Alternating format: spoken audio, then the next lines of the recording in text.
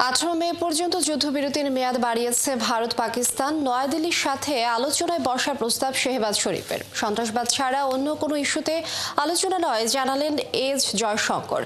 যুদ্ধবিরতি ভাঙলে নৃশংস জবাব দেওয়ার হুঁশিয়ারি পাক সেনাদের। গাজায় একদিনে ইসরায়েলি হামলায় নিহত 143 জন ফিলিস্তিনি। পরমাণু কার্যক্রম সীমিত করে যুক্তরাষ্ট্রের সাথে চুক্তিতে রাজি ইরান। এদিকে তুরস্ক, রাশিয়া, ইউক্রেন শান্তি আলোচনা নিয়ে কাটেনি অনিশ্চয়তা। দর্শক, জানাবো সেই খবরও। বিশ্বের নানা প্রান্তের এমন সব খবর নিয়ে বিশ্বযোগের আজকের আয়োজনে স্বাগত জানাচ্ছি আমি লিনি আফরোজ।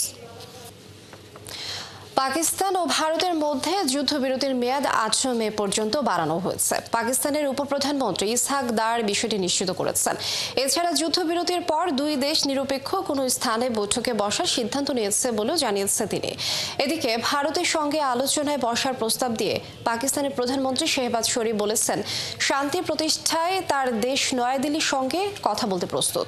বিস্তারিত মনিরুজ্জামান বাবুর প্রতিবেদনে। আপাতত বন্ধ আছে দুই দেশের সংঘাত, চলছে যুদ্ধবিরতি। তবে থেমে নেই ভারত পাকিস্তানের কথার যুদ্ধ। এর মাঝেই পাকিস্তানের পররাষ্ট্রমন্ত্রী ও উপপ্রধানমন্ত্রী ইসহাক দার নিশ্চিত করেছেন যে যুদ্ধবিরতির মেয়াদ 18 মে পর্যন্ত বাড়ানো হয়েছে। সিনেটে ইসহাক দার জানান, সামরিক যোগাযোগের মাধ্যমে যুদ্ধবিরতি বাড়ানো হয়েছে। তবে দুই প্রতিবেশীর মধ্যে সমস্যা সমাধানের জন্য শেষ পর্যন্ত একটি রাজনৈতিক সংলাপ করতে হবে বলেও জানান তিনি। পাশাপাশি সতর্ক করে দিয়েছেন যে সিন্ধু জল চুক্তি অবৈধভাবে স্থগিতের মাধ্যমে পাকিস্তানের পানি আটকানোর যে কোনো প্রচেষ্টা যুদ্ধের পরিণতি হিসেবে বিবেচিত হবে। আমরা বিশ্বকে বলেছি যে আমরা একটি সম্মিলিত সংলাপ করব। একতরফাভাবে এটি সংশোধন বা বাতিল করা যাবে না। ভারত সিন্ধু জল চুক্তিকে নাশকতার অজুহাত হিসেবে পহেলগাম ঘটনাকে ব্যবহার করেছে। এদিকে পাঞ্জাব প্রদেশে কামরা বিমান ঘাঁটি সফর করতে গিয়ে পাকিস্তানের প্রধানমন্ত্রী শেহবাজ শরীফ বলেছেন, শান্তি প্রতিষ্ঠায় তার দেশ নয়াদিল্লির সঙ্গে কথা বলতে প্রস্তুত। এদিকে শেহবাজ শরীফ নিশ্চিত করেছেন, কাশ্মীরের পামপুর এলাকায় ভারতের আরেকটি যুদ্ধবিমান মিরাজ 2000 ভূপাতিত করা হয়েছিল। এই নিয়ে মোট 6টি ভারতীয় বিমান ভূপাতিত করার দাবি করল পাকিস্তান। একই দিন ভারতের পররাষ্ট্রমন্ত্রী জয়শঙ্কর আফগানিস্তানের ক্ষমতাসীন তালেবান সরকারের ভারপ্রাপ্ত পররাষ্ট্রমন্ত্রী আমির খান মুত্তাকির সঙ্গে ফোনে কথা বলেছেন। এক্সে দেওয়া পোস্টে জয়শঙ্কর বলেন, পেহেলগামে সন্ত্রাসী হামলার ঘটনায় তালেবান সরকার নিন্দা জানানোয় তিনি গভীর কৃতজ্ঞতা প্রকাশ করেছেন। মনিরুজ্জামান বাবু, 71। পাকিস্তানের সাথে একমাত্র আলোচনা হবে সন্ত্রাসবাদ নিয়ে। বিষয়টি আবারও জোর দিয়ে বলেছেন ভারতের পররাষ্ট্রমন্ত্রী এস জয়শঙ্কর। বৃহস্পতিবার কাতারে সাংবাদিকদের তিনি বলেন, সন্ত্রাসবাদ ইস্যুর সমাধান না করা পর্যন্ত স্থগিত থাকবে সিন্ধু পানি চুক্তিও। ভারত যুদ্ধবিরতি ভঙ্গ করলে দ্রুত এবং নিশ্চিত জবাব দেওয়ার হুঁশিয়ারি দিয়েছেন পাকিস্তানের ISPR এর ডিজি আহমেদ শরীফ চৌধুরী। আরও জানাচ্ছেন মাহফুজুর রহমান। ভারত পাকিস্তান সংঘাত বন্ধ হলেও থামছে না কথার লড়াই। দুপক্ষই নিজেদের শক্তিমত্তা জানান দিতে চাইছে। এই মুহূর্তে পাকিস্তানকে সবচেয়ে বিপজ্জনক মনে করছে ভারত। তাই পাকিস্তানের পারমাণবিক অস্ত্রের দায়িত্ব আন্তর্জাতিক আণবিক শক্তি সংস্থাকে নিতে বলছেন ভারতের প্রতিরক্ষামন্ত্রী রাজনাথ সিং। এমন একটি দায়িত্বজ্ঞানহীন এবং দুর্বৃত্ত জাতির হাতে কি পারমাণবিক অস্ত্র নিরাপদ? আমি গোটা বিশ্বের সামনে প্রশ্ন রেখে বলছি, পাকিস্তানের পারমাণবিক অস্ত্রগুলো আন্তর্জাতিক পরমাণু শক্তি সংস্থার তত্ত্বাবধানে নেওয়া উচিত। ভারতের পররাষ্ট্রমন্ত্রী এস জয়শঙ্কর বলছেন, পাক ভারত সম্পর্ক কঠোরভাবে দ্বিপাক্ষিক। এক্ষেত্রে তাদের জাতীয় ঐক্যের কোনো পরিবর্তন হয়নি। তাই ইসলামাবাদের সাথে একমাত্র আলোচনা হবে সন্ত্রাসবাদ নিয়ে। পাকিস্তানের কাছে সন্ত্রাসীদের একটি তালিকা রয়েছে যাদের হস্তান্তর করতে হবে। তাদের সন্ত্রাসী পরিকাঠামো বন্ধ করতে হবে। তারা জানে কি করতে হবে। সন্ত্রাসবাদের ওপর কি করা উচিত তা নিয়ে আমরা তাদের সাথে আলোচনা করতে প্রস্তুত। এসব বিষয়ে সমাধান না হওয়া পর্যন্ত স্থগিত থাকবে সিন্ধু পানি চুক্তিও। আর কাশ্মীর ইস্যুতে কেবল পাকিস্তান শাসিত কাশ্মীর নিয়েই কথা বলতে চায় ভারত।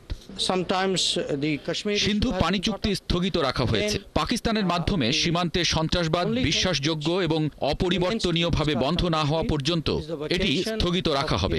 এছাড়া পাকিস্তান অধিকৃত কাশ্মীরে অবৈধভাবে দখলকৃত ভারতীয় ভূখণ্ড উদ্ধারের বিষয় নিয়ে আলোচনা হতে পারে।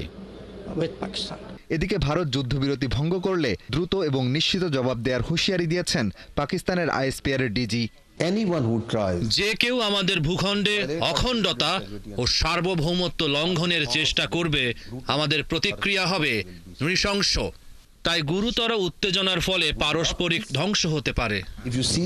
তিনি আরও বলেছেন, ভারত গোটা বিষয় অভ্যন্তরীণভাবে জড়িয়ে ফেলার চেষ্টা করছে, কাশ্মীরে সেনা মোতায়েন করে জনগণকে হয়রানি করছে, অথচ জাতিসংঘের প্রস্তাব অনুযায়ী এটি কাশ্মীরের জনগণকেই সমাধান করতে হবে।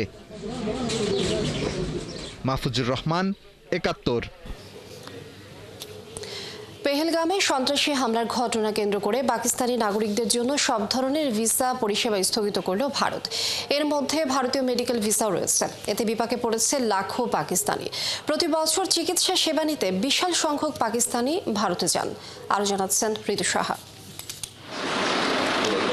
ছোট্ট ১.৫ বছরের শিশু মুসফিরা আপাত দৃষ্টিতে তাকে সুস্থ বলে মনে হলেও দীর্ঘদিন ধরেই জটিল শারীরিক অসুস্থতায় ভুগছে শিশুটি।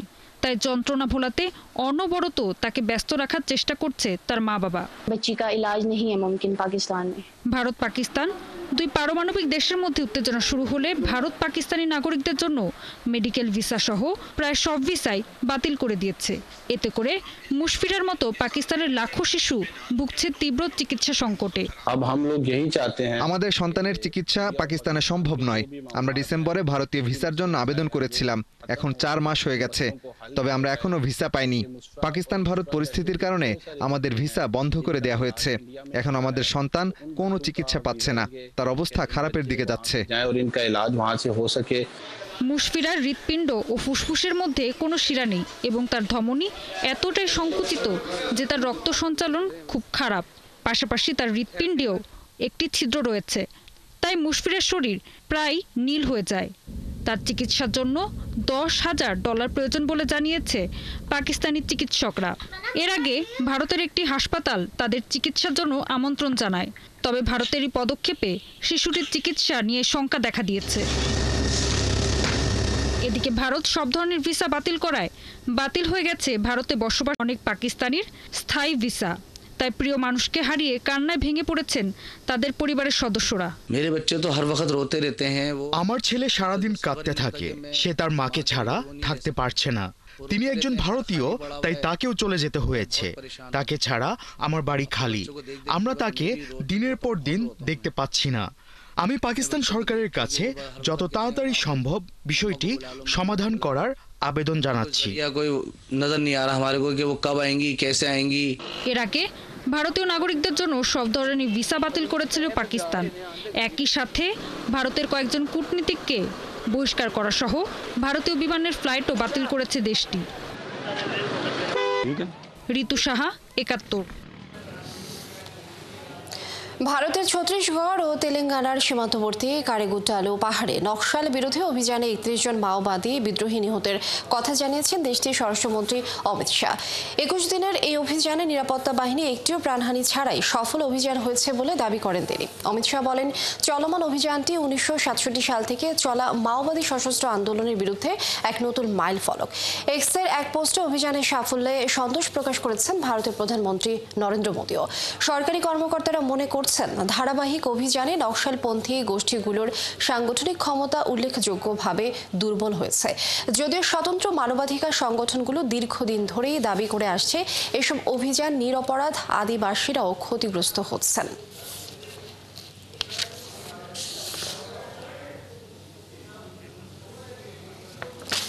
মার্কিন পণ্যে ভারতের শূন্য শুল্কের প্রস্তাব সম্পর্কে প্রেসিডেন্ট ডোনাল্ড ট্রাম্পের দাবিতে সায় দেননি নয়াদিল্লির পররাষ্ট্রমন্ত্রী এস জয়শঙ্কর।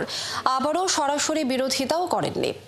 বৃহস্পতিবার কাতারের রাজধানী দোহায় তিনি বললেন, দ্বিপাক্ষিক শুল্ক নিয়ে ভারত এবং যুক্তরাষ্ট্র জটিল আলোচনা পর্ব চলছে। এখনও বিষয়টি নিষ্পত্তি হয়নি। এর আগে বুধবার কাতারে ট্রাম্প দাবি করেন, যুক্তরাষ্ট্র থেকে আমদানি করা পণ্যে সব ধরনের শুল্ক বাতিল করার বার্তা দিয়েছে ভারত। তিনি বলেন, ভারত তাদের এমন একটি প্রস্তাব দিয়েছে যেখানে তারা আসলে কোনো শুল্কই নিতে চায় না। এই নিয়ে জয়শঙ্কর বলেন, তারই প্রতিক্রিয়ায় বৃহস্পতিবার এই দাবি করেছেন জয়শঙ্কর। তিনি বলেন, যে কোনো বাণিজ্য চুক্তি পারস্পরিকভাবে লাভজনক হতে হবে।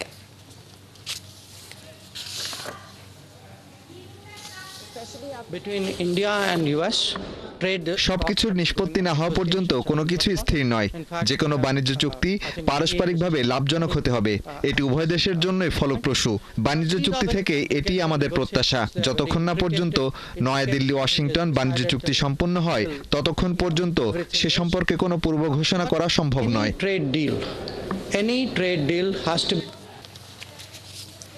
আবারও গাজা দখলে নেয়ার আকাঙ্ক্ষার কথা জানিয়েছেন মার্কিন প্রেসিডেন্ট ডোনাল্ড ট্রাম্প। ভূখণ্ডটিকে একটি মুক্ত অঞ্চল হিসেবে গড়ে তোলার পরিকল্পনার কথা জানিয়েছেন তিনি। বৃহস্পতিবার গাজা ইসরায়েলি হামলায় নিহত হন 143 জন ফিলিস্তিনি। এতে ইসরায়েলি হামলায় ফিলিস্তিনিদের মোট মৃতের সংখ্যা 53,000 ছাড়িয়েছে। এরই মধ্যে ইসরায়েলি অবরোধের কারণে গাজায় তীব্র খাদ্য সংকট নিয়ে আবারও সতর্ক করেছে মানবিক সংগঠনগুলো।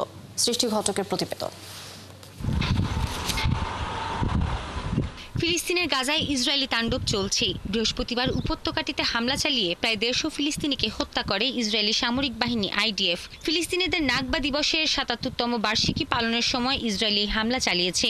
জাবালিয়া শরণার্থী ক্যাম্প থেকে প্রত্যক্ষদর্শীরা বলেছেন, হামলায় আল তাওবাহ ক্লিনিকের ওপরের তলায় রোগীরা হতাহত হয়েছেন। হতাহতদের মধ্যে বেশ কয়েকজন শিশুও রয়েছে।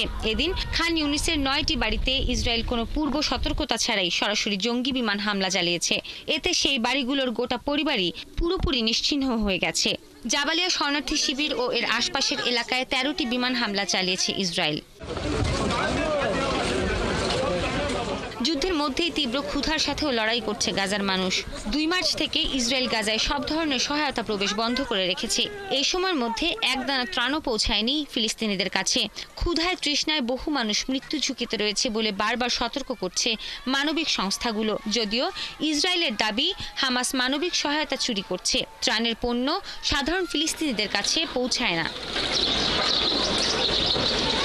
এরই মধ্যে গাজায় যুক্তরাষ্ট্রের সহায়তায় প্রস্তাবিত মানবিক সহায়তা পরিকল্পনায় নিরপেক্ষতা, স্বাধীনতা ও পক্ষপাতহীনতার অভাব রয়েছে উল্লেখ করে এতে অংশ না নেওয়ার সিদ্ধান্ত নিয়েছে জাতিসংঘ।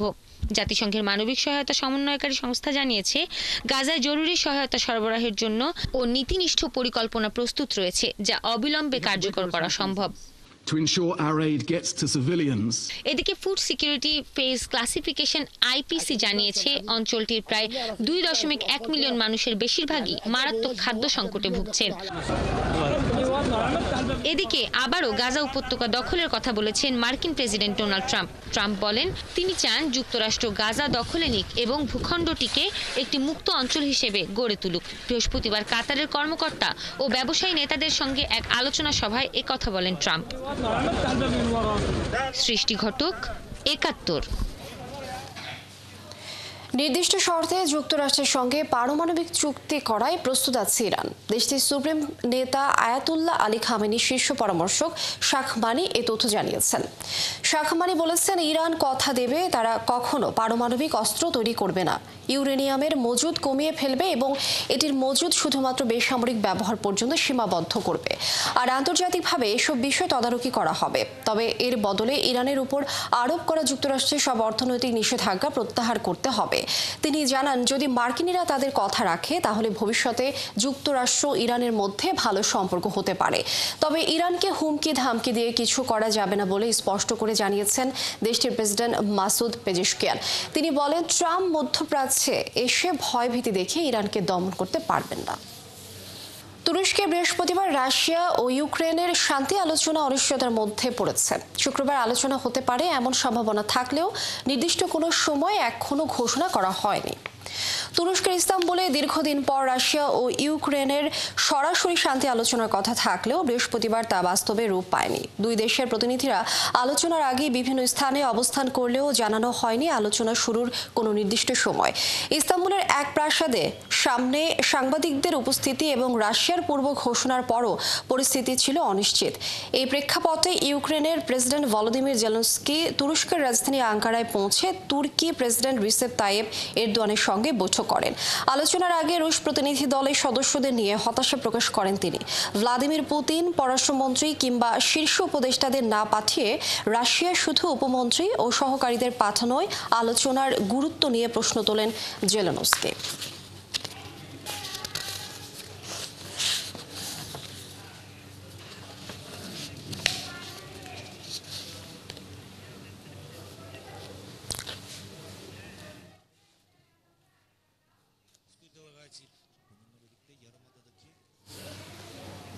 দর্শক, এই ছিল আজকের আয়োজনে। কাল একই সময় আবার